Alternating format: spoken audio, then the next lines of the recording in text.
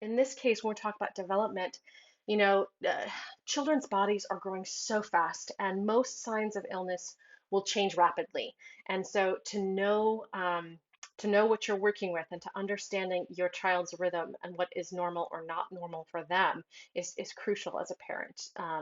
Working with holistic medicine too. So you add to that that most children don't have the language skills to communicate their issues, and they are still so tuned into the sort of holistic nature of their bodies. Anything that affects them in one system is affecting another. And so it can oftentimes feel like you're playing a bit of whack-a-mole with a child. One symptom pops up and you nab that, and then another one comes out, and you really, it's hard. You have to look at it from the whole picture, but it's where that intimacy and the relationship with your child come in.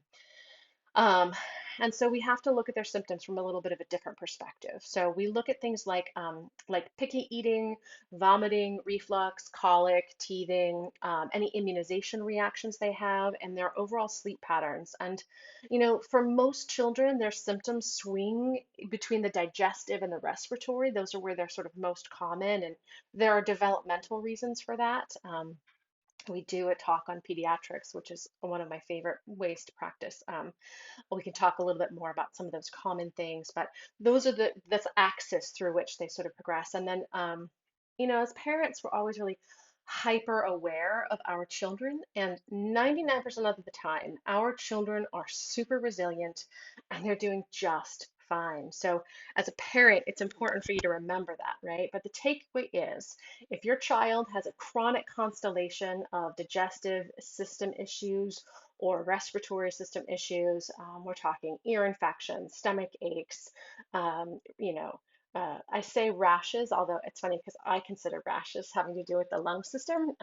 So like the skin and the respiratory system are interconnected for me as an acupuncturist, but I realize from a Western context that's not. But these are sort of things. So if you see these, right, getting those things sorted sooner rather than later will benefit both of you, but it's likely not as serious or severe as you may be fearing. So, also, many of the most common pediatric ailments I see in my clinic have an emotional component.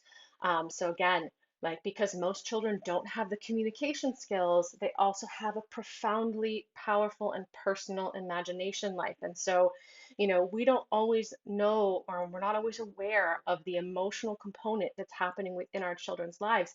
And for them, those emotional things manifest physically instantly. I mean, there's no separation and there's no difference for them between those two systems. So,